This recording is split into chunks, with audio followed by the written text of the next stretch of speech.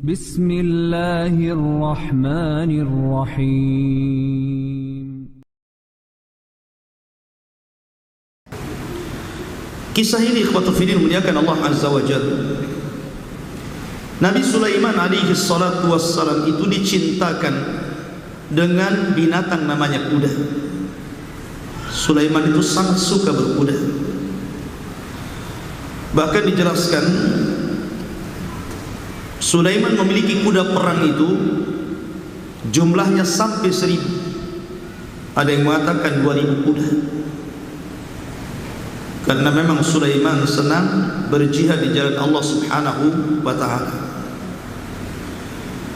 Nah, suatu ketika Sulaiman ini karena saking hobinya merawat kuda, saking senangnya dengan kuda-kuda itu, sampai akhirnya dia dilalaikan dari sholat. Karena kita tahu bahwa rukun Islam yang kita imani, syahadat, sholat, zakat, puasa dan haji, itu semua dilakukan para nabi dan rasul. Akan tetapi caranya berbeda-beda.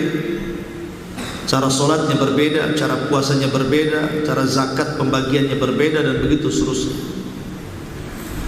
Nah, Sulaiman ini dilalaikan dari sholat, dan hobi apapun ikhwatu fiddin biasanya melalaikan. Hobi apapun, orang hobi main bola pasti dilalaikan dari ibadah. Orang hobi nonton bola lebih parah lagi, dia nggak main nonton saja, lebih parah lagi, subuh lewat. Ada orang hobi dengan ayam, kadang-kadang dia belum mandi, ayam sudah mandi. Ayamnya sehat, dia sakit. Seperti itu orang hobi itu. Jadi Sulaiman itu dihobikan dengan kuda. Sampai karena hobinya, suatu ketika Sulaiman satu waktu dia lalai dari sholatnya sampai tenggelam matahari. Dari sinilah maka Sulaiman alaihi salatu wassalam mengatakan, inni ahbabtu hubbal khairi. Sesungguhnya saya amat sangat dicintakan dengan dunia, maksudnya kuda. An dzikri rabbi, sehingga aku lalaikan mengingat Allah Subhanahu wa taala. Maka akhirnya Sulaiman pun sadar, kemudian mengatakan, urduha ilayya, urduha alayya, kemarikan semua kuda-kuda itu. Fatafiqa mashan bis-su'i wal a'nah, maka Sulaiman pun kemudian memotong kaki dan leher kuda-kuda itu. Nah, dari sini ma'asyiral muslimin yang dimuliakan Allah Azza wa Jalla, ketika Sulaiman sadar bahwa kuda-kuda itu melalaikan ibadah kepada Allah Subhanahu wa taala, maka 1000 kuda, ada yang mengatakan 2000 kuda itu disembelih semuanya. Dia tidak mau ada satupun kuda yang masih hidup. Padahal dia dilalaikan cuma satu waktu saja, satu kali saja. Tapi dia tidak mau lalai kedua kalinya, maka disembelih semua kudanya. Coba kalau seandainya seseorang itu seperti Sulaiman, kan mantap. Gara-gara hobi burung, akhirnya dilalaikan dari sholat, akhirnya disembelih burungnya. Mantap gitu kan. Atau gara-gara dia jalan-jalan dengan mobil dia, akhirnya lalai daripada sholat, dia jual mobilnya gitu ya. Khotufin muliakan Allah Azza wa Jalla.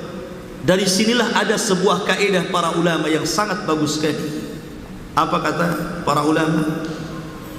Bahwa siapapun yang meninggalkan sesuatu karena Allah Subhanahu wa taala, maka pasti Allah Subhanahu wa taala akan mengganti sesuatu itu dengan yang lebih baik lagi.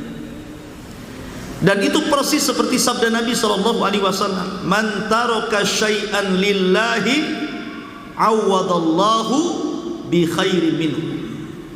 Barang siapa yang meninggalkan sesuatu karena Allah, Allah pasti akan ganti yang lebih baik. Lihat bagaimana gantinya Sulaiman ini. Ketika Sulaiman alaihi salatu wassalam menyembelih kuda-kudanya, padahal kuda-kuda Sulaiman ini bukan kuda-kuda biasa. Bahkan konon kuda Sulaiman itu punya sayap. Karena cerita ini juga sampai kepada Aisyah radhiyallahu anha. Jadi suatu ketika Aisyah itu masih kecil ketika menikah dengan Rasul, kan baru 6 tahun, belum balik. Jadi Aisyah radhiyallahu anha itu suka dengan boneka, suka dengan kuda, boneka kuda gitu. Jadi Nabi SAW ketika itu mencandai Aisyah radhiyallahu anha. Kata Nabi SAW mengatakan, "Ya Aisyah, ma hadha?" Apa ini? Rupanya patung kuda. Ya. Tetapi patung kudanya Aisyah radhiyallahu anha itu ada sayapnya. Kemudian Nabi SAW mengatakan, "Kok kuda bersayap?" Bercanda, mana ada kuda kok bersayap gitu kan. Maka Aisyah radhiyallahu anha mengatakan, "Tidakkah kau mendengar wahai Rasul bahwa kuda-kudanya Sulaiman itu bersayap?" Maka Nabi SAW pun tertawa dan tersenyum kepada Aisyah radhiyallahu anha karena lucunya. Wallahu alam, apakah ini hanya bercanda saja, kuda-kudanya Sulaiman bersayap atau tidak. Tapi kita melihat sandaan Nabi SAW dengan Aisyah radhiyallahu anha kan gitu. Rasul tidak menyalahkan kata-kata Aisyah bahwa bukankah kuda-kuda Sulaiman itu bersayap?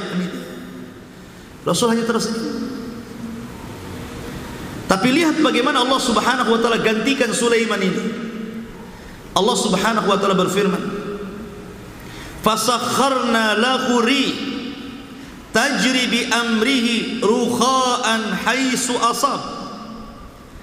Maka setelah Sulaiman membunuh kuda-kuda itu, sebabkan karena dengan kuda itu dia terlalaikan ibadah kepada Allah Azza wa Jalla, maka kami tundukkan kepada Sulaiman angin, yang angin ini akan membawa Sulaiman sesuai dengan perintahnya.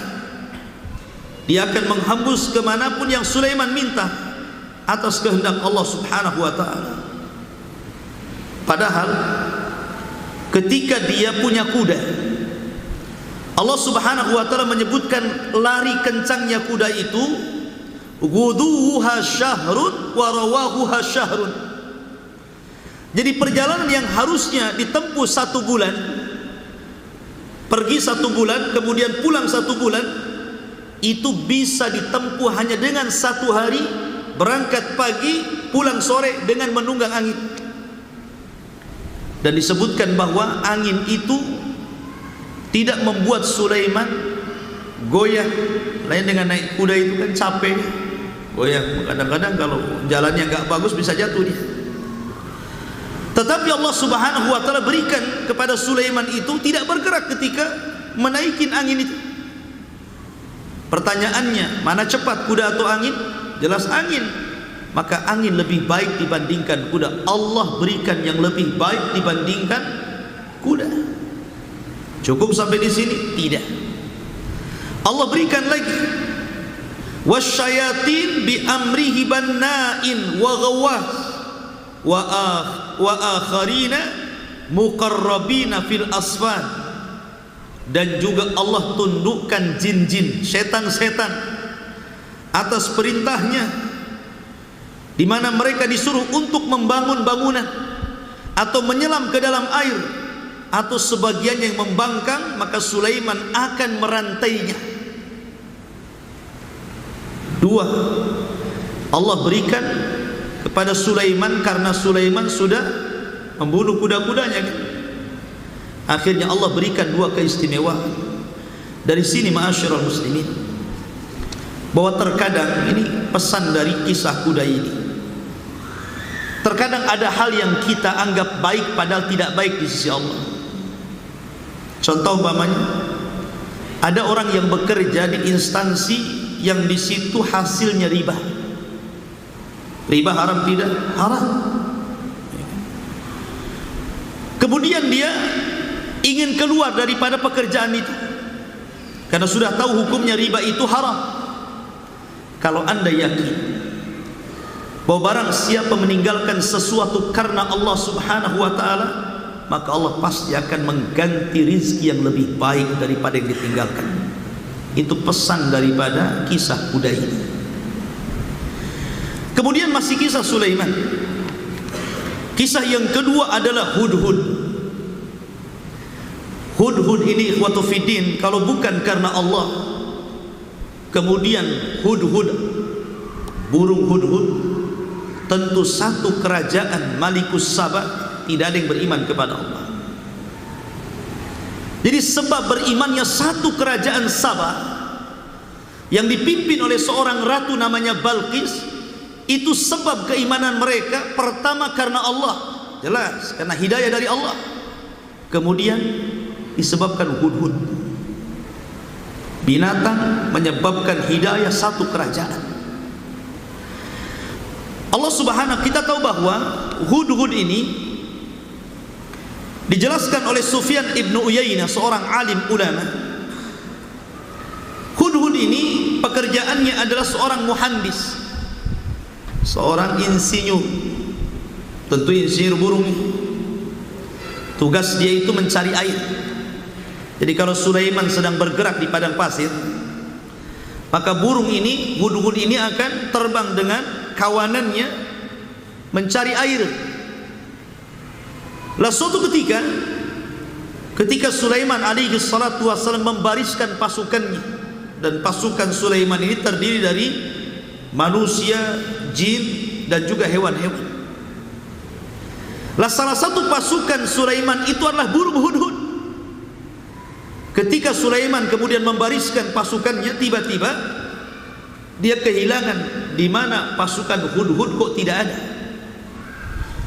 Maka Allah katakan wa tafaqqadat tayru faqala ma li la aral hudhuda am kana minal ghaibin.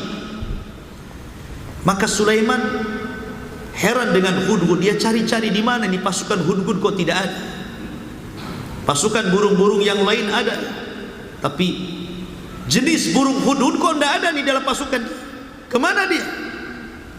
Aku tidak pernah melihat Hudhud, ataukah dia sengaja tidak hadir dalam pasukan ini. Maka ketika itu Sulaiman mengancam dengan kata-kata la u'adzibannahu adzaban syadidan aw la adzbahannahu aw la ya'tiyanni bisultanin mubin. Kalau Hudhud tidak segera datang dalam barisan ini, pertama ku azab dia dengan azab yang sangat pedih. Yang kedua, atau ku sembelih dia.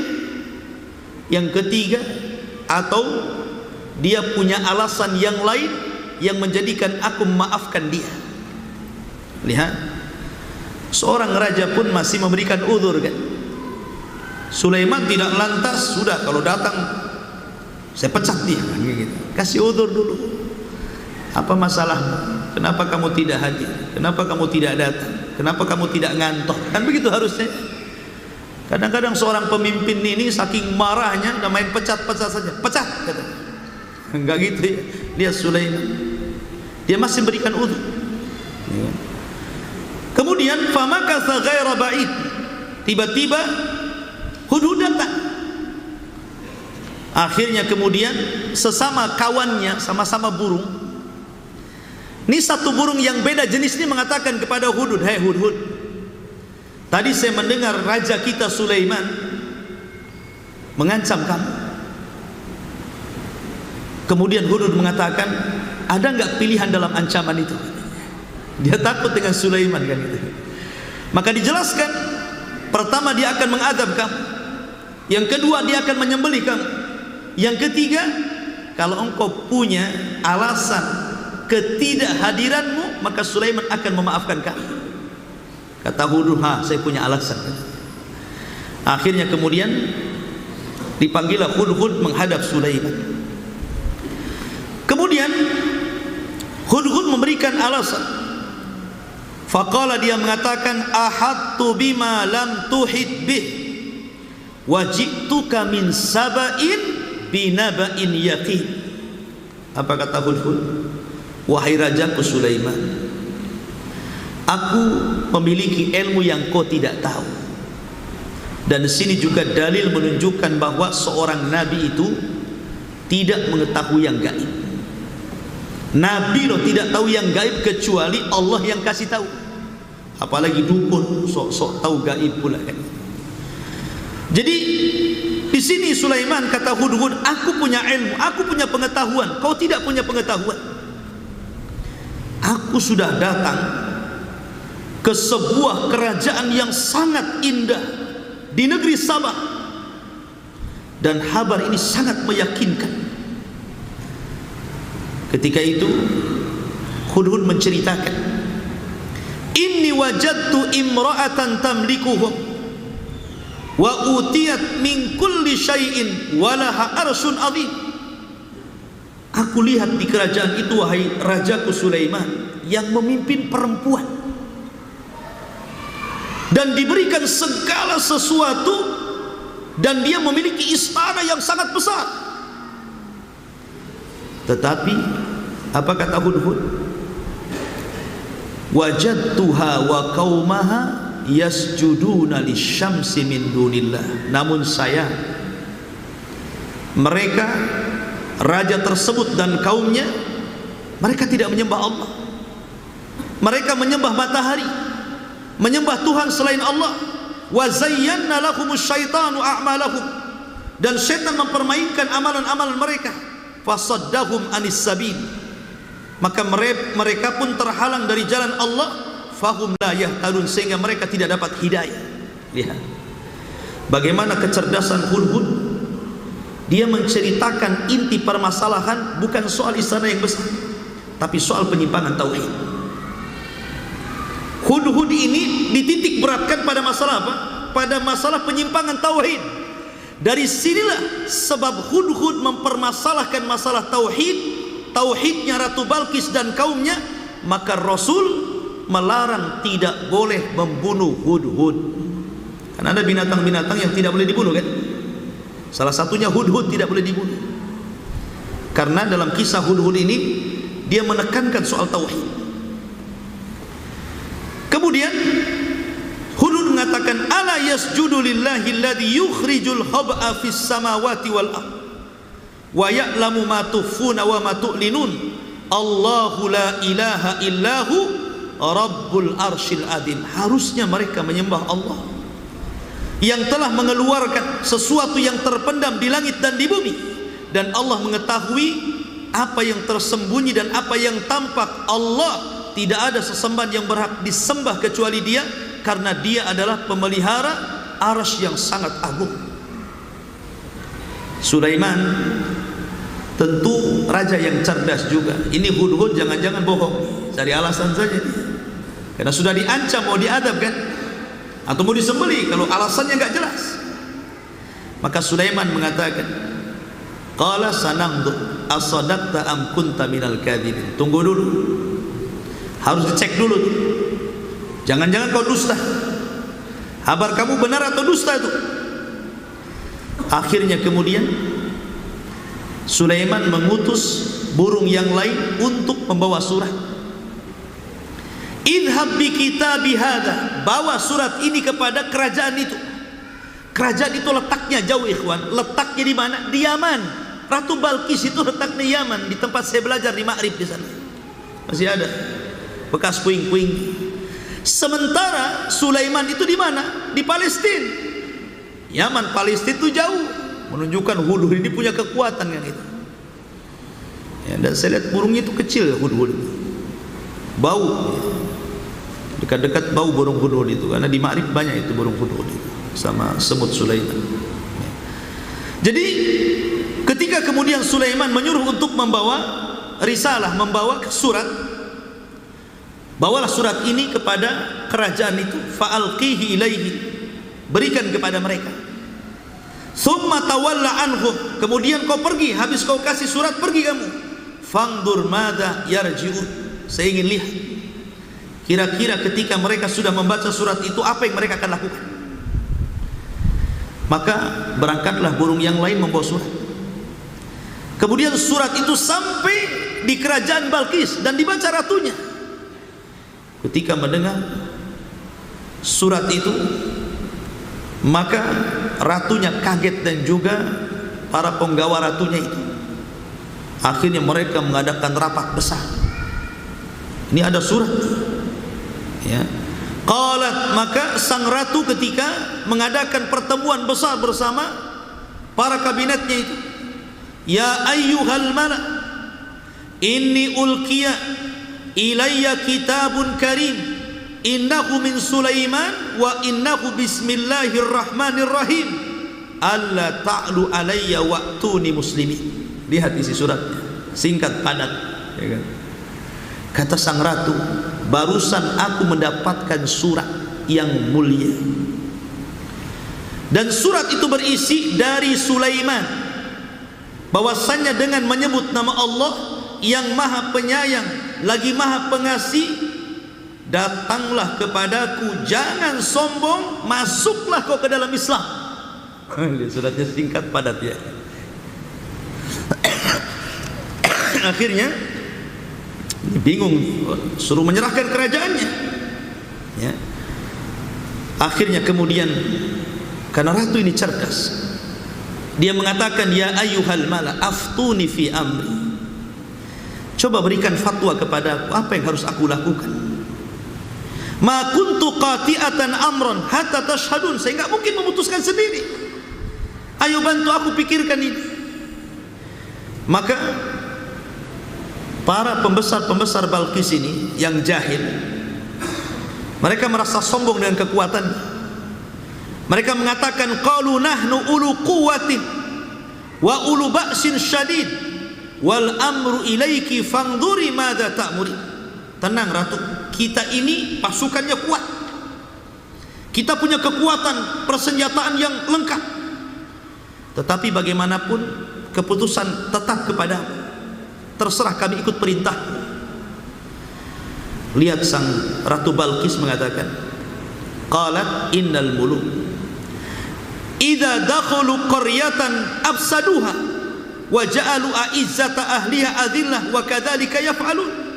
Jangan, kalau kita perang, biasanya para raja itu kalau sudah menjajah sebuah negeri pasti akan merusaknya, sehingga orang-orang yang tadinya mulia jadi hina. Sudah gini saja, inni mursilatun ilaihim bihadiyatin fanadiratun bima yarji'ul mursalin. Sudah gini saja, kita kirim hadiah banyak-banyak. Kalau dia raja biasa, pasti dia akan menerima tuh, kalau dia raja biasa saja.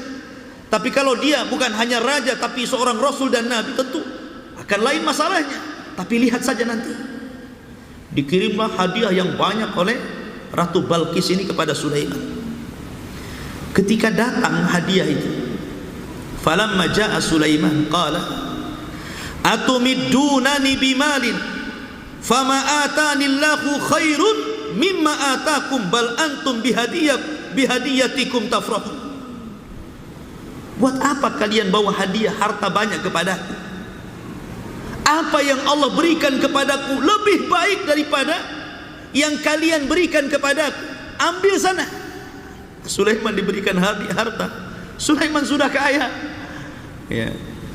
Akhirnya kemudian mereka pun kembali, dan Sulaiman mengancam mereka, tetap suruh masuk Islam.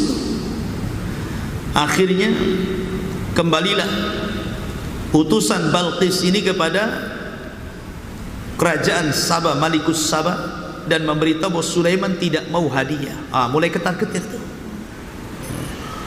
Akhirnya Sulaiman tahu tuh, pasti akan ada utusan mereka kemari. Ini sudah masalah, mau perang masalahnya. Sulaiman sudah tidak mau dapat hadiah, otomatis yang ada perang kan, menyerah atau perang kan begitu, masuk Islam atau kusra. Sulaiman tahu pasti mereka akan menyiapkan pasukan dan Balqis akan datang. Maka Sulaiman cerdas. Akhirnya Sulaiman mengumpulkan tentara-tentaranya dari kalangan jin. Di situ ada Ifrit, ya kan? Jin Ifrit. Kemudian juga ada para ulama-ulama Bani Israel. Kata Sulaiman, sebelum Balqis datang kemari, siapa di antara kalian yang sanggup memindahkan istana Balqis kemari? Kita pindahkan istananya itu, biar tahu dia. Akhirnya kemudian berdirilah jin Ifrit ini. Ifrit itu Kalau dalam dunia jin itu nomor 2 setelah iblis. Iblis, Ifrit gitu kan. Ya. Jadi kata Ifrit ini, qala Ifrit minal jin, ana atika bihi qabla an taquma min maqami wa inni alaihi laqawiyyun amin. Tenang, saya yang akan memindahkan istana itu. Sebelum tuanku berdiri dari singgasanamu, istana itu sudah ada di sini. Ini menunjukkan bahwa kekuatan jin bisa memindah-mindahkan sesuatu. Jadi kalau antum punya celengan, ketika dibongkar nggak ada duitnya, jangan-jangan dipindah Ifrit. Ya, Ifrit yang mana ya? Jangan-jangan Ifrit rumah pula. Tapi bisa saja. Ya, cerita-cerita tuyul minda, ya, tuyul kan bahasa orang-orang pedesaan, orang-orang yang menyebar saja. Nggak ada tuyul, yang ada jin. Bisa saja diambil uang, ya kan? Karena ini istana aja bisa dipindah, apalagi uang. Ya bisa dicongkel lah kan gitu. Akhirnya kemudian qala alladzina indahu ilmun minal kitab. Tiba-tiba berdiri orang yang Allah lebihkan ilmu dari kitab. Ada yang mengatakan dia adalah seorang ulama dari ulama Bani Israel, dan dia menguasai Ismul A'zam, nama Allah Subhanahu wa taala. Dan dalam Islam nama Allah itu berapa? 99 nama yang diketahui. Kita tidak boleh membatasi. Tetapi yang 99 itu kan kita tidak tahu yang mana Ismul A'zam kan? Nama yang agung yang kalau kita bertepatan berdoa memanggil dengan nama itu pasti dijabah doa kita. Kita tidak tahu. Coba kalau kita tahu kan senang. Kalau berdoa ambil aja asma Allah yang itu ya, supaya kita membaca semuanya 99 nama itu. Karena kita tidak tahu yang mana Ismul A'zamnya itu. Ada yang mengatakan ya Hayyu ya Qayyum, ada yang mengatakan ya Rahman, macam-macam. Itu khilaf ulama. Tapi Aisyah radhiyallahu anha ketika menjelaskan tentang kenapa Lailatul Qadar itu disembunyikan, beliau menjawab, sebagaimana Allah sembunyikan Ismul A'zam, nama yang agung dalam nama-nama Allah, begitu juga Allah sembunyikan Lailatul Qadar di malam-malam ganjil supaya kita mencarinya. Lah, ulama ini menguasai Ismul A'zam, nama Allah yang sangat agung. Seperti kisahnya siapa? Bal'am bin Ba'urah. Itu kan menguasai Ismul A'zam, makanya doanya diijabah Allah. Tapi karena dia bermusuhan dengan Nabi Musa, akhirnya dicabut ilmunya. Khasirat dunya wal akhirah, rugi dunia dan akhirat di akhir. Lah, ini ulama Bani Israel ini menguasai Ismul A'zam. Dia mengatakan, ana atika bihi qabla an yartad ilaika tarfuk. Sebelum kau kedipkan matamu wahai rajaku Sulaiman, istana sudah di sini. Lebih hebat lagi kan? Kalau Ifrit ini nunggu berdiri, ini belum lagi berkedip sudah datang istananya. Menunjukkan manusia lebih sakti sebenarnya dibandingkan jin. Ya. Akhirnya betul-betul didatangkan istananya, belum berkedip sudah datang. Dari sini Sulaiman memuji Allah Subhanahu wa taala karena nikmat besar, bisa mindah-mindahin apa namanya istana orang loh ya. Udah capek bangun dipindah pula gitu kan. Makanya Sulaiman mengatakan, hadza min fadli rabbi liyabluwani aashkuru an aghfur. Ini semua ujian dari Allah. Mampukah aku bersyukur ataukah aku menjadi hamba yang bersyukur? Lihat perbedaan Sulaiman dengan Qarun. Ketika Allah Subhanahu wa taala berikan nikmat yang banyak kepada Qarun, kata Qarun apa? Hadza min ilmin indi. Ini semua karena pengetahuanku aku jadi kaya, katanya kan. Kufur Qarun. Tapi Sulaiman mengatakan ini semua ujian bagiku. Apakah aku bisa bersyukur ataukah justru aku orang yang kufur? Luar biasa. Akhirnya kemudian betul-betul istana itu didatangkan dan kisah yang masih banyak kisahnya. Secara singkat akhirnya Balkis pun datang, kemudian masuk ke istananya. Ini rasanya istana saya, katanya. Ya memang istana dia kan gitu ya. Kemudian ketika masuk ke istana Sulaiman kan terbuat dari kaca itu. Di bawahnya ada air. Disangkanya air, akhirnya disingkapkan betisnya itu. Dari situ dia kaget, kok ada istana kayak gini. Makanya kemudian Ratu Balqis langsung dia mengatakan, aku beriman kepada Allah subhanahu wa ta'ala. Dia beriman, dia langsung beriman kepada Allah subhanahu wa ta'ala karena melihat hal yang tidak pernah disangka sebelumnya. Dari sini akhirnya Balqis mengajak seluruh masyarakat Sabah beriman kepada Rabb Sulaiman, bertauhid kepada Allah. Dan setelah mereka beriman kepada Allah, maka kerajaan Sabah itu diberikan kemakmuran yang luar biasa. Sampai akhirnya ketika sudah jauh zamannya dan meninggal Ratu Balqis, mereka diberikan nikmat yang luar biasa, akhirnya kufur nikmat. Maka Allah subhanahu wa ta'ala azab mereka. Azabnya dengan apa? Nanti ada kisah. Masih cerita binatang juga. Kita fokus kepada Sulaiman. Ini binatang yang kedua, hudhud, yang menyebabkan satu kerajaan Balqis beriman kepada Allah. Dan Ratu Balqis sangat berterima kasih. Harusnya kan seperti itu, ikhwan. Terkadang kita ini, kalau Allah takdirkan kemudian kita meninggal dunia dan masuk di alam barzah atau nanti pada hari kiamat, tentu kita akan berterima kasih kepada orang-orang yang pernah memberikan hidayah kepada kita. Tapi banyak orang-orang yang tadinya tidak kenal sunnah, kemudian dikenalkan oleh seseorang sunnah. Sudah kenal sunnah, yang mengenalkan dimusuhi dia. La haula wala quwata illa billah. Ada orang yang begitu. Ikhwan, nikmat ilmu, nikmat sunnah jauh dibandingkan nikmat harta. Kalau antum sukses gara-gara diberi modal, antum berterima kasih nggak kepada dia? Pasti berterima kasih kan? Gara-gara dia aku sukses dalam dunia. Ini sebatas dunia loh ya. Tapi ketika ada orang, mungkin antum dinasihati seorang ustadz ataupun kawan, akhirnya antum dapat hidayah. Yang tadinya ngaji jadi ngaji, yang tadinya sholat tidak sholat jadi sholat, yang tadinya tidak kenal sunnah jadi kenal sunnah. Ketika antum sudah rajin, sudah ini, ditahdir pula ustadznya. Bayangkan. Ada orang nahdir ustadz? Ada banyak. Na'udzubillah. Baik, kemudian kisah yang ketiga, Namal. Namal itu semut. Masih kisah Sulaiman juga. Masyarul muslimin dimuliakan Allah azza wa jalla. Ketika Sulaiman sedang mengadakan perjalanan jihad, kemudian melewati negeri Asqalan. Asqalan di Syam. Dia lewat di sebuah lembah. Tentu apabila pasukan yang banyak bergerak dalam sebuah jihad, tentu tanah itu kan akan bergerak, ya kan? Dan semut-semut itu akan merasakan gerakannya dari kejauhan nih, ada pasukan besar nih.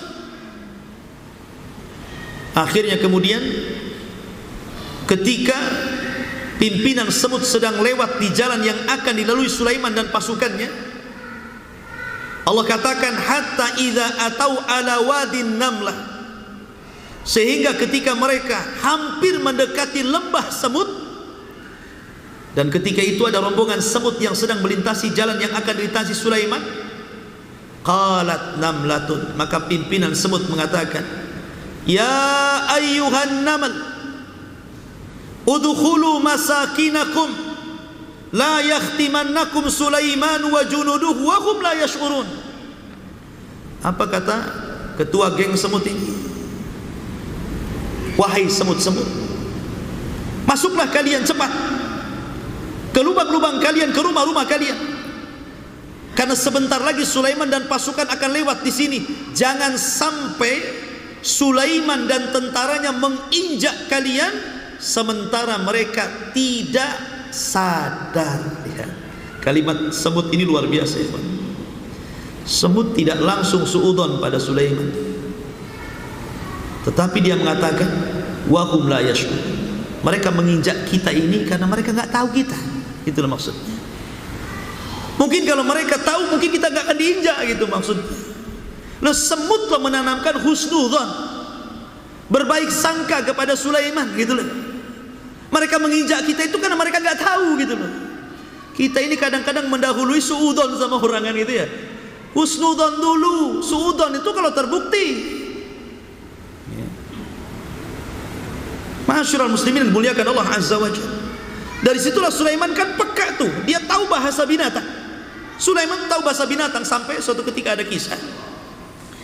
Jadi dijelaskan dalam kisah Israiliyat. Suatu ketika Sulaiman ini berjalan dengan pasukannya.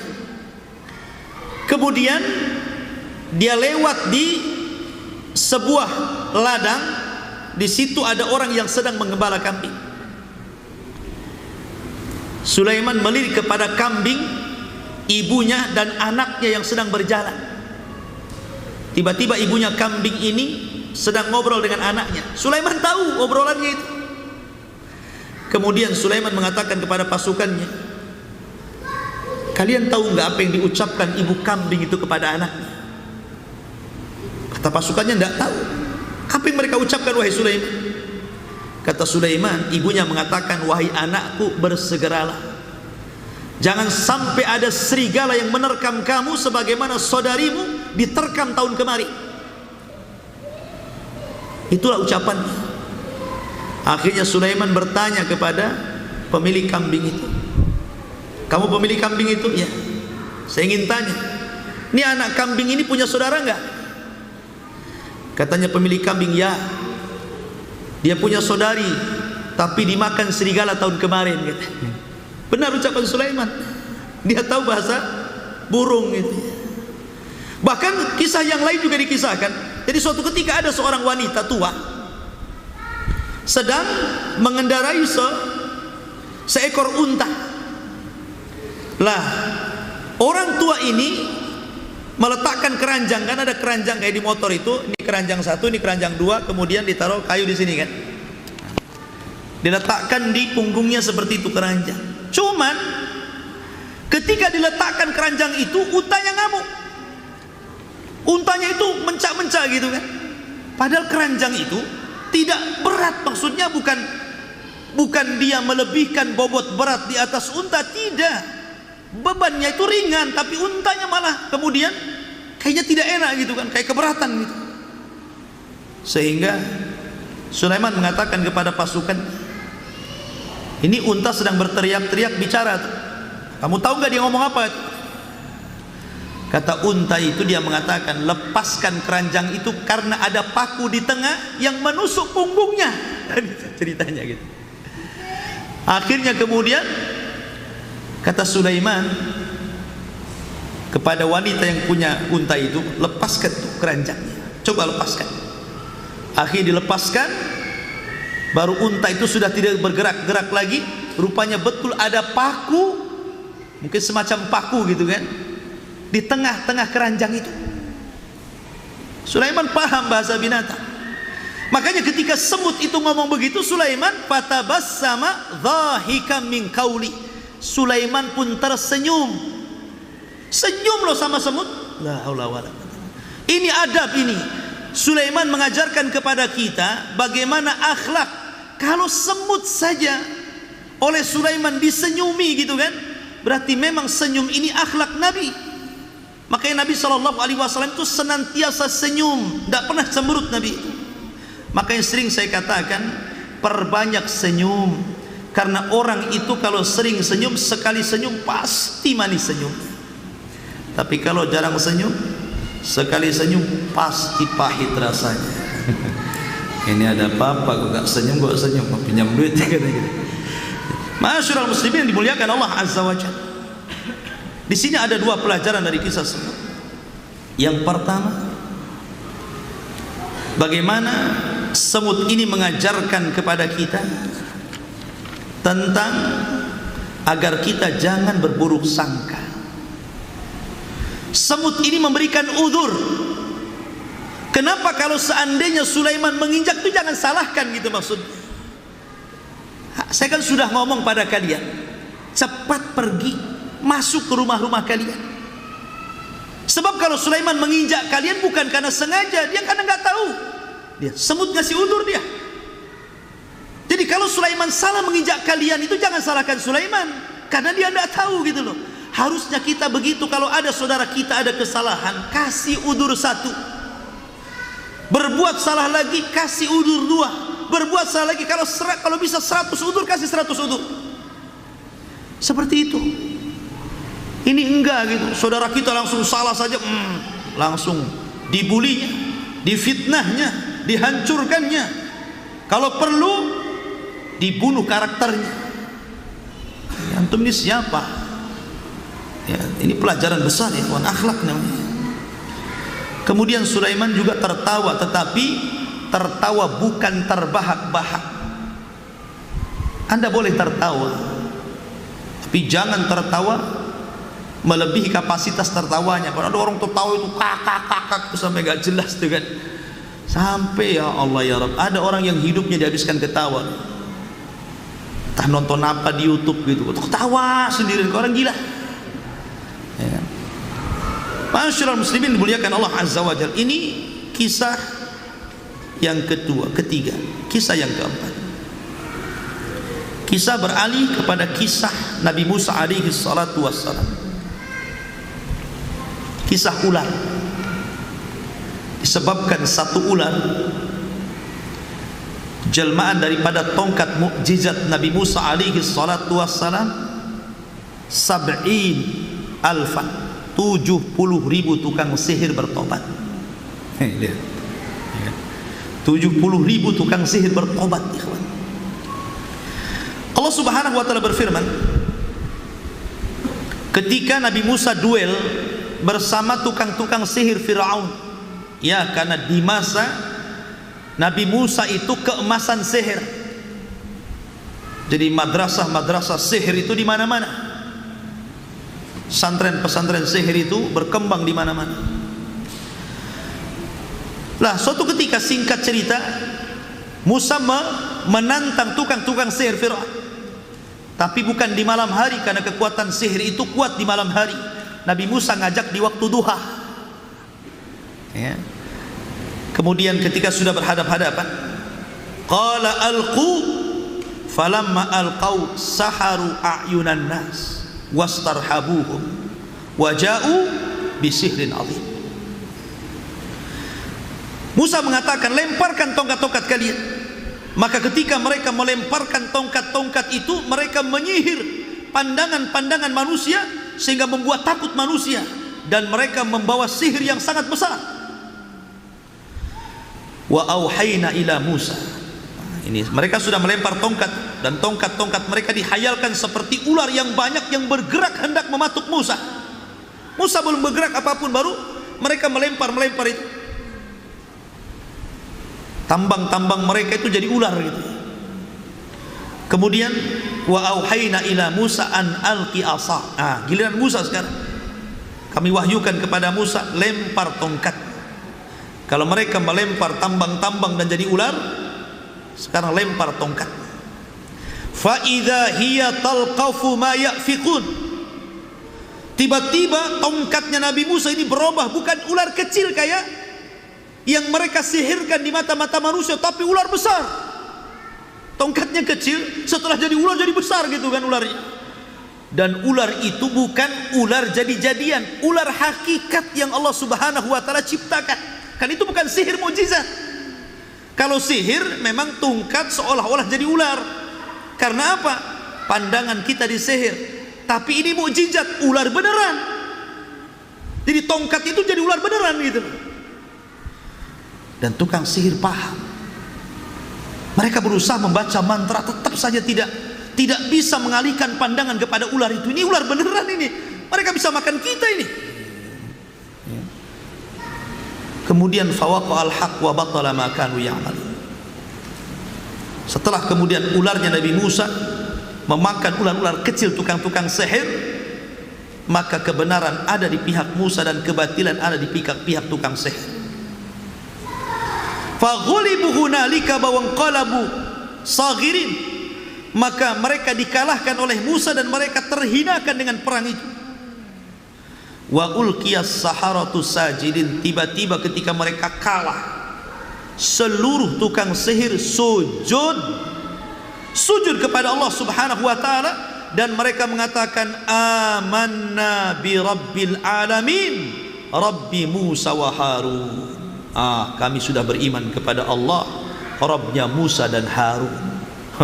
Fir'aun bingung, maunya dia ngilangin satu orang yang jadi duri di kerajaannya ini, jadi makin banyak yang beriman.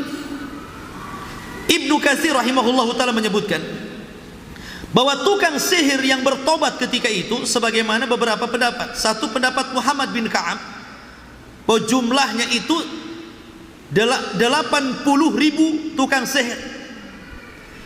Adapun perkataan Al-Qasim 70.000 tukang sihir. Adapun yang dikatakan As-Sudi 30.000 lebih tukang sihir. Adapun yang dikatakan Ka'ab bin Akhbar 12.000 tukang sihir. Dan Ibnu Abbas ataupun Abi Umamah mengatakan 19.000 tukang sihir. Jadi itu di atas ribuan yang bertobat kepada Allah Azza wa Jalla. Makanya Fir'aun marah. Kemudian Fir'aun mengancam mereka, la uqatti'anna aydiyakum wa arjulakum, aku akan patahkan kaki dan leher kalian kalau kalian tidak kembali kepadaku. Kemudian la usallibannakum, kusalib kalian semuanya. Tapi subhanallah, lihat keteguhan tukang sihir ini. Setelah mereka bertobat kepada Allah Azza wa Jalla, mereka mengatakan inna ila rabbina munqalibun wa ma tankimu minna illa an amana bi ayati rabbina lamma ja'atna. Tukang-tukang sihir mengatakan di hadapan Fir'aun, kami hanya ingin kembali kepada Rabb kami, dan tidaklah engkau membalas kecuali karena kami beriman dengan ayat-ayat Rabb kami ketika datang kepada kami. Maka serentak tukang sihir yang sudah bertobat kepada Allah berdoa kepada Allah, Rabbana afrid alaina sabran wa tawaffana muslimin. Ya Allah, berikan kesabaran kepada kami, wafatkan kami menjadi orang-orang yang muslim. Akhirnya mereka dibunuh semuanya dan mati syahid. Lihat, terkadang hidayah itu diberikan Allah tanpa disangka-sangkakan. Mereka belum pernah beriman sebelumnya kan? Hanya kalah perang, bertobat, kemudian mati, masuk surga kan gitu. Padahal dosa mereka itu besar. Tukang sihir itu kan penyembah setan, ya kan? Tapi setelah kemudian dia buang seluruh sihirnya, belum lagi dia mengikuti syariat Musa alaihi salatu wassalam, baru mereka tobat hari itu. Dan mereka berjanji untuk tidak kembali ke sihirnya, dan mereka mentauhidkan Allah. Tiba-tiba dibunuh Fir'aun dan mati syahid. Allah masukkan mereka ke dalam surga. Persis seperti cerita Abu Hurairah radhiyallahu anhu. Kata Abu Hurairah, maukah aku tunjukkan kalian kepada seorang laki-laki yang belum pernah sujud walaupun satu kali, tapi Allah masukkan dia ke dalam surga? Sahabat mengatakan, iya, siapa dia? Kemudian Abu Hurairah mengatakan, ada seseorang yang ketika perang Uhud, dia terlibat dalam perang Uhud tapi masih musyrik. Dia bicara dengan Rasul, wahai Rasul, saya ingin berperang walaupun saya musyrik karena saya ingin membela kabilah saya.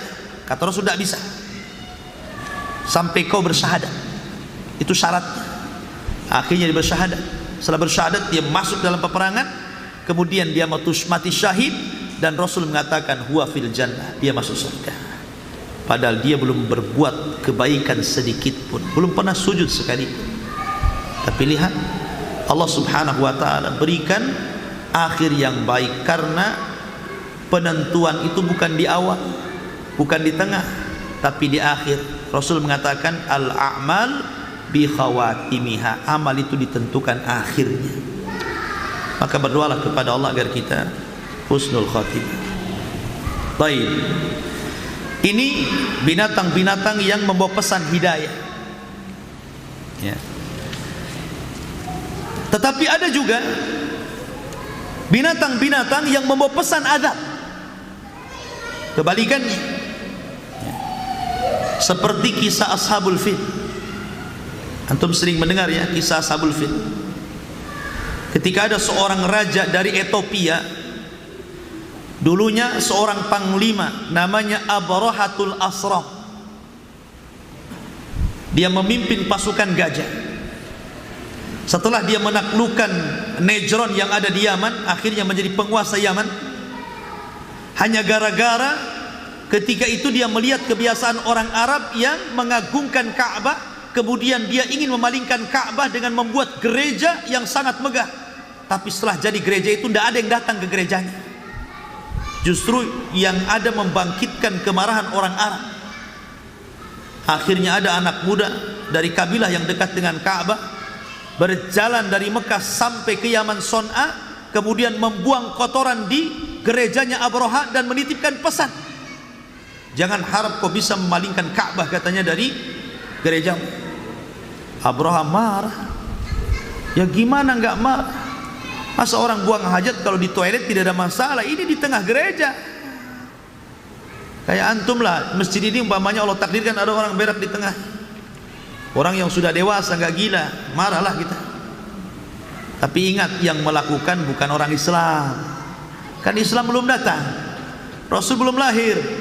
Rasul lahir itu 50 hari setelah kejadian Abraha. Jadi ini bukan perbuatan orang Islam, ini perbuatan orang musyrik. Akhirnya Abraha marah. Dia siapkan pasukan dengan 4 gajah. Ada yang mengatakan 8 gajah. Sebenarnya gajahnya nggak banyak, cuman karena bawa gajah dan orang Arab tidak kenal gajah, makanya disebut ashabul fil, pasukan gajah. Padahal pasukan gajahnya tidak banyak, cuman ada 4 gajah. Dalam riwayat ada 8 gajah. Dan gajah yang paling besar namanya Mahmud, yang ditunggangi Abraha. Ada antum namanya Mahmud?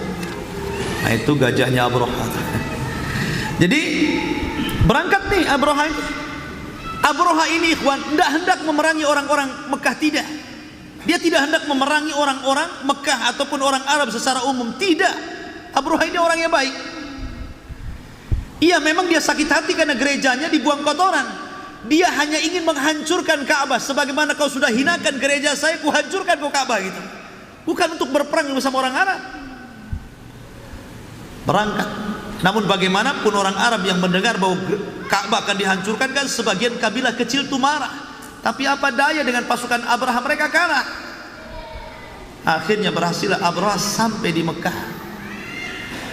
Ketika dia sampai di Mekah, singkat cerita, dia ingin berjumpa dengan ketua Arab. Siapa ketua? Ketika itu adalah kakeknya Rasul, Abdul Muttalib. Lah ada pasukan Abraha itu yang mencuri 200 untanya Abdul Muttalib tanpa sepengetahuan Abraha. Ketika berjumpa dengan Abdul Muttalib, Abdul Muttalib itu kan punya aura yang sangat luar biasa. Jadi ada orang-orang itu yang memiliki wajah dan tampang muka itu, kalau kita berjumpa kok segen rasanya, gitu. Kan ada orang-orang tertentu punya wajah itu kayaknya ada karismanya. Tapi ada orang yang punya wajah biasa saja. Nah, ada orang yang luar biasa, kayak pemimpin kan beda gitu kan. Ya. Nampak ada yang berwibawa, ada yang tidak berwibawa gitu. Lah Abdul Muttalib ini berwibawa. Jadi ketika berjumpa, Abdul Muttalib itu kan berjalan di padang pasir. Abraha ini naik gajah. Karena saking melihat karisma yang besar dari Abdul Muttalib, turun dia. Akhirnya ngampar di padang pasir. Barulah berbincang. Yang pertama kali dibincangkan Abdul Muttalib, wahai Abraha, anak buahmu sudah mencuri 200 untaku, kembalikan. Ketika mendengar yang ditanyakan soal unta bukan soal Ka'bah, Abraha tertawa, kemudian hilang perasaan karismanya, udah nggak ada lagi. Kata Abraha, sudah kuhormati kamu, dikiranya ku akan bicara Ka'bah, bicara unta kamu. Akhirnya Abraha naik lagi ke gajah yang nggak jadi. Tapi Abdul Muttalib dia punya jawaban diplomatis. Apa kata Abdul Muttalib? Adapun unta itu ada pemiliknya aku. Adapun Ka'bah ada pemiliknya sendiri, Arab Yahmi, yang kelak akan melindunginya. Ka'bah bukan urusan saya, tapi unta urusan saya. Nah, gitu maksudnya. Akhirnya kemudian kata Abraha, kembalikan untanya. Kemudian Abdul Muttalib pergi membawa 200 untanya. Abraha melanjutkan perjalanan, tapi ketika sampai di lembah Muhassir, untanya deprek, tidak mau menuju Ka'bah. Kalau diarahkan ke arah lain mau dia. Pamannya Ka'bah itu ke sana. Kalau diarahkan ke sana mau dia bangkit, ke sana mau, ke belakang. Kalau ke depan nggak mau dia. Ya, seolah-olah sudah dibisikkan sesuatu. Sampai marah Abraha, memukul-mukul dengan keras, gajahnya pun tidak mau bangkit juga. Sampai ketika kemarahan memuncak, tiba-tiba langit gelap. Mereka pun melihat ke atas, rupanya sudah gelap, bukan karena awan membawa hujan, tidak, tapi langit dipenuhi ababil, burung laut yang hitam. Penuh langit itu dengan burung laut sehingga menghalangi cahaya matahari, menghalangi cahaya awan putih, sehingga menjadi gelap gulita. Rupanya ketika itu Allah Subhanahu wa taala wahyukan kepada setiap satu burung ababil membawa 3 batu, 2 di tangan, 1 di paruhnya. Maka Allah berikan kekuatan melempar burung ababil, sehingga Allah ketika menjelaskan bagaimana kondisi Abraha setelah mendapatkan lemparan batu burung ababil itu, ka'asfin ma'kul, seperti daun yang dimakan ulat. Antum tahu daun kalau dimakan ulat kan bolong-bolong. Nah, seperti itu kena tembakannya. Dan yang selamat, mereka pun tidak selamat. Abraha sempat diselamatkan sampai di Son'a dia meninggal dunia. Lihat, terkadang binatang itu menjadi pesan adab. Ya. Atau kisah tadi Ashabus Sabti. Kisah Ashabus Sabti itu kisah orang-orang Yahudi yang tinggal di pesisir pantai.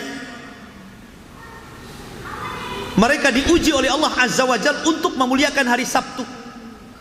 Tapi mereka tidak memuliakannya karena mereka diberikan ujian. Kan rata-rata mereka itu pencahariannya cari ikan. Kalau di hari yang lain ikannya nggak nampak, giliran hari Sabtu ikannya muncul, terbang-terbang pula ikannya itu. Padahal mereka dilarang cari ikan di hari Sabtu, karena Yahudi mengagungkan hari Sabtu, Nasrani hari Minggu, dan Islam hari Jumat. Tidak boleh, hari Sabtu khusus ibadah. Maka sebagian mereka membuat khilah, yukhadi'una Allah walladzina amanu, hendak menipu Allah dan orang-orang yang beriman. Caranya gimana? Akhirnya dia mencoba pasang jaring hari Jumat, supaya ikan-ikan di hari Jumat masuk ke jaring, dipanennya hari Minggu. Pandai itu. Jadi masangnya itu hari Jumat, tapi untuk ikan hari Sabtu dipanennya hari Minggu. Khilah, ikhwan, mau menipu Allah dan orang-orang yang beriman. Akhirnya berjalanlah seperti itu. Rupanya apa yang dikhawatirkan, kalau mereka melanggar hari Sabtu, kok nggak turun-turun azab tuh? Makin berani mereka karena sudah terbiasa seperti itu. Hari Sabtu sajalah kan. Oh jelas ini kan hari Sabtu, mana nggak ada azab kok. Akhirnya mereka nekat, hari Sabtu pula mereka cari ikan. Dari situlah manusia terbagi jadi 3. Pertama, manusia kurang ajar yang cari ikan di hari Sabtu. Yang kedua, orang yang melarang kepada orang yang melarang kepada orang yang cari ikan di hari Sabtu. Jadi ada sekelompok orang yang keras mengingkari sebuah kemungkaran karena takut tertimpa azab. Kalian jangan cari ikan di hari Sabtu, nanti akan turun azab kepada kalian. Muncul kelompok yang ketiga. Sudah, biarkan saja, nanti kalau terkena azab mereka yang kena. Ini di masyarakat kan ada 3 kelompok kayak gini kan. Ada orang pelaku maksiat, ada orang yang ingin memberantas kemaksiatan, ada orang yang melarang. Gak usah, biarkan saja. Ada orang seperti itu. Ada. Ya. Jadi kelompok ini jadi 3 jadinya. Akhirnya ketika itu Allah Subhanahu wa ta'ala memerintahkan orang-orang yang mengingkari kemungkaran, karena sudah ada gelagat mau turun azab. Kata Allah, berikan sebuah benteng. Benteng kalian, desa kalian benteng. Biarkan orang-orang yang mencari ikan di hari Sabtu, dan biarkan orang-orang yang mereka mengingkari orang yang mengingkari. Aku di benteng tinggi, dipisahkan sehingga mau kena azab. Dipisah akhirnya. Ayo yang tidak setuju masuk ke sini, yang setuju masuk sana. Gitu ya. Akhirnya dipisah jadi 2 dengan benteng itu. setelah benteng tinggi. Di balik benteng orang-orang yang beriman itu selalu mendengar suara tertawa, mengejek hasil daripada ikannya sangat banyak gitu. Tapi suatu waktu tiba-tiba senyap, nggak ada suara. Sehingga di balik benteng ini kaget. Biasanya pagi-pagi rame itu. Coba nelayan itu kan paling rame itu. Makanya kalau antum berjumpa dan berkumpul dengan nelayan itu biasanya karena terbiasa mendengar ombak, ngomong 1 meter kayak ngomong 1 kilo itu.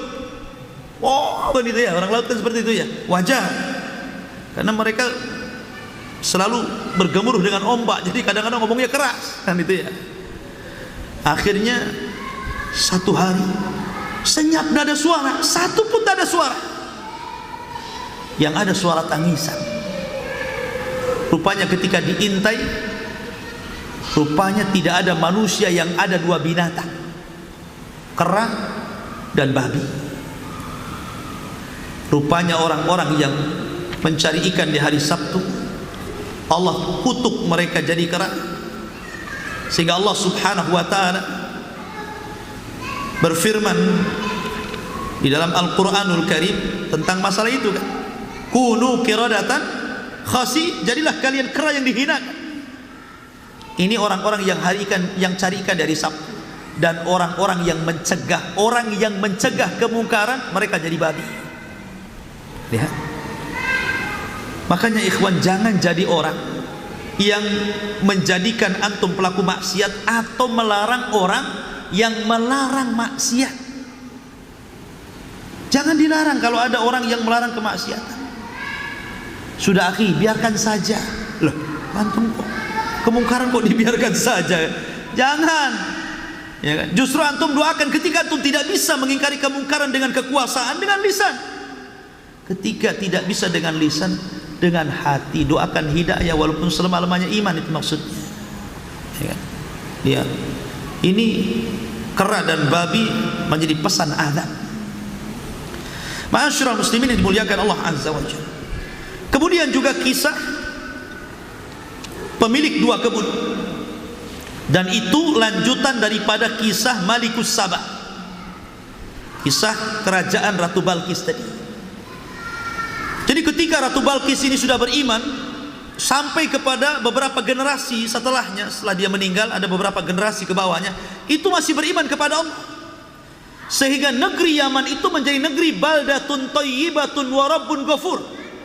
Negeri yang baik, negeri yang sangat indah, negeri yang gemah rifah loh jenawi gitu ya bahasa kitanya. Negeri yang luar biasa. Sampai kebun-kebunnya itu semua buah-buahan ada di kebun itu. Jadi kalau orang hendak memetik kebun itu, buah-buahan tidak perlu dipetik, bawa keranjang, letakkan di kepala, masuk ke kebun, keluar sudah penuh. Enak nggak? Ya kan? Tidak perlu antum harus berperang dengan semut rangrang, semut rangrang. Kalau mau ngunduh mangga itu harus perang dulu sama semut-semut merah. Tidak perlu, nggak ada semut, nggak ada ulat, nggak ada lalat. Betul-betul itu bersih kebun itu, nggak ada hasyarat, tidak ada hasyarat. Hasyarat itu binatang-binatang kecil, kecoa kaki 2000 itu tidak ada. Ya. Jadi betul-betul tidak ada hasyarat. Kebun itu tidak ada sama sekali binatang kecilnya. Memang kayak sorga betulan. Maka disebut ashabul jannataini, pemilik 2 jannah, 2 sorga. Maksudnya 2 kebun itu. Itu disebutkan dalam surah Al-Kahfi. Tapi karena mereka kufur dengan nikmat Allah, lah aliran yang mengaliri mereka itu berasal dari Sad, dari bendungan yang ada di kota Ma'rib, yang ada di Ma'rib. Tempat saya belajar itu ada bendungan Ma'rib. Kalau sekarang kan bendungannya kan di tembok gitu. Kalau zaman dulu kan nggak ada tembok. Ya, pakai kayu-kayu yang besar-besar itu kan. Pakai kayu-kayu yang besar itu bendungannya. Di sini Allah Subhanahu wa taala utus 2 tikus tapi segede kucing. Ya. Tikus segede kucing, bayangkan. Ada tikus segede kucing? Ada ya, tikus kota biasanya. Biasanya ditangkap pula dibuat bakso pula. Bakso tikus, cap sapi gitu ya. Ya. Ikhwatu fillah muliakan Allah Azza wa Jalla. Jadi Jadi ini diutus tikus-tikus yang besarnya segede kucing itu, dan dia sanggup menggerogoti kayu yang tidak sanggup diangkat orang banyak. Akhirnya mulailah keropos kayu-kayu itu. Kemudian bendungan mulai roboh. Akhirnya kemudian apa yang terjadi? Bendungan itu roboh, maka menjadi banjir yang sangat besar, meluluh lantakkan seluruh perkebunan yang seperti sorga kembali menjadi padang pasir, sehingga tidak ada yang tumbuh kecuali 3 pohon, itu pun buahnya nggak dimakan. Aslin, khamtin, wa syai'in min sidrin qalil. Kalau mengatakan pohon asal, pohon khamtin, dan pohon bidara, itu pun berduri. Bidara itu buahnya kecil, ya kan? Lihat, akhirnya mereka pun terkena bencana alam. Banyak orang mati karena banjir di mana-mana, banyak orang mati. Dari sinilah permulaan 2 kabilah besar dari Yaman kemudian hijrah meminta suaka sampai kemudian di Madinah, yang setelah beratus-ratus tahun mereka tinggal di Madinah. Maka 2 kabilah ini belakangan menjadi Ansar, karena Ansar itu dari kabilah Khazraj dan Aus yang nenek moyangnya adalah pencari suaka, karena terkena bencana alam bendungan Ma'rib ketika itu pecah dan meluluhlantakkan desa dan perkebunan mereka, disulap menjadi padang pasir lagi. Lihat, gara-gara tikus. Makanya tikus itu harus dibunuh. Rasul mengatakan termasuk fawasik, tikus itu binatang fasik. Antum kalau lihat tikus, lihat maling, ambil gagang sapu, kejar sampai dapat, ya. Karena itu binatang yang wajib dibunuh. Ada binatang yang tidak wajib dibunuh, tidak boleh, bahkan haram dibunuh. Ada binatang yang wajib dibunuh, salah satunya tikus, ya, wajib dibunuh. Kemudian yang selanjutnya adalah wazag. Tahu wazag? Wazag itu cicak ataupun tokek bahasa kitanya, ya. Dahulu di zaman Nabi Ibrahim alaihi salatu wasallam, dan itu disebutkan di dalam Sahih Bukhari dari Ummu Syuraik radhiyallahu anha, Nabi memerintahkan untuk membunuh wazag, membunuh tokek, membunuh cicak. Kenapa? Alasannya karena dia yang meniup-niupkan api ketika Namrud menyalakan untuk membakar Ibrahim. Bahkan dalam riwayat seluruh binatang berusaha untuk memadamkan api kecuali cicak, kurang ajar. Malah ditiup-tiupnya pula dia. Besar, besar, besar. Mati Ibrahim, mati Ibrahim. Akhirnya karena dia sudah mengikut untuk membakar Ibrahim dengan cara menyala-nyalakan api, maka dia pun dihukum, dia dibunuh sampai ke anak turunannya. Tapi bukan berarti kemudian karena dosa bapaknya anak keturunannya kena gitu, ya. Tidak, ini sejarah seperti itu. Jadi kita disuruh untuk membunuh cicak, membunuh tokek. Ya kayak tadi, kalau antum melihat cicak kayak lihat tikus, ambil sapu kejar. Tapi jangan bohlam yang antum pukul cicaknya, karena cicak ini wajib dibunuh, wazak. Kalau bapaknya cicak toke, jangan dirawat. Ada pula toke harga 1 miliar. Toke apa itu? Ya kan? Suruh dibunuh malah dirawat pula, kan? Masuk di akal orang ini. Taib. Maka wazak pun ikut-ikut dalam mengadab Ibrahim alaihi salatu wassalam. Kemudian juga ada binatang namanya naghob. Naghof. Naghof itu belatung. Dan kalau kita cerita belatung, cerita ulat, naghof, berarti kita diingatkan dengan kisah Ya'juj dan Ma'juj. Ya'juj Ma'juj itu tidak bisa diperangi. Rasul yang ngomong, mereka tidak bisa diperangi, tidak bisa dibunuh. Bukan tidak bisa mati, karena saking banyaknya. Coba seandainya antum dikeroyok 100 orang, antum dikeroyok 1 orang sama anak SMP, semua berpentungan, menang apa kalah antum? Pasti kalah antum. Lah ini yang antum lawan itu 999 orang. Karena jumlah Ya'juj dan Ma'juj itu satu dari kita berbanding 999 dari mereka Ya'juj dan Ma'juj. Gimana kita bisa melawan pasukan yang sangat besar ini? Makanya tidak bisa diperangi. Makanya Nabi Isa sendiri tidak sanggup memerangi Ya'juj dan Ma'juj, terpaksa bersembunyi. Dia membawa kaum muslimin yang masih selamat untuk bersembunyi di Bukit Saina. Jangan dilawan, karena tidak bisa diperangi. Kalau tetap diperangi, kita yang mati konyol. Akhirnya Nabi Isa hanya bisa berdoa. Lah dalam doanya itulah akhirnya Allah kirim Nagof, semacam ulat atau belatung.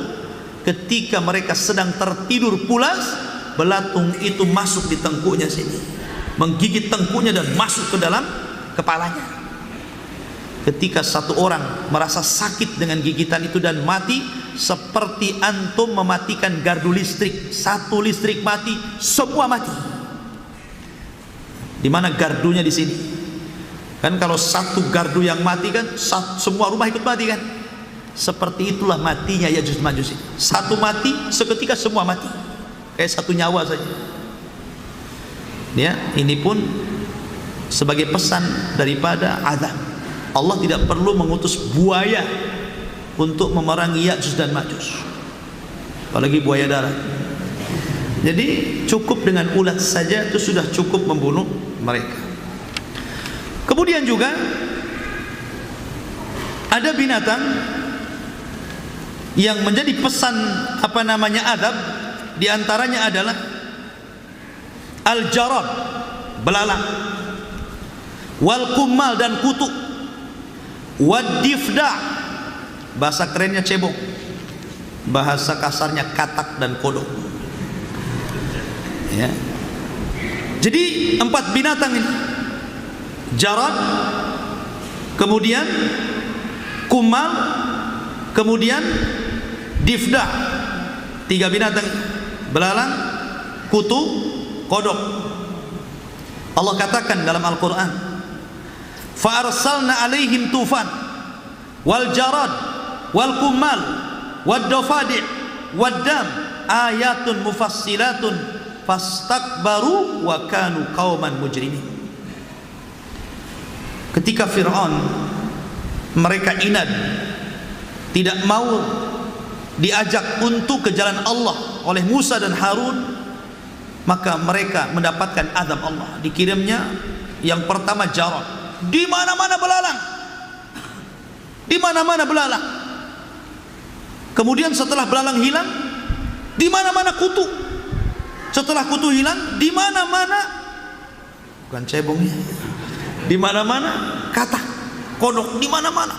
Ya, mau makan gitu kan, nengok, tahu-tahu kodok, bukan nasi, buka kulkas kodok. Ya, semua kodok gitu kan. Mau tidur di bawah bantal, kodok lagi, tidur sama kodok.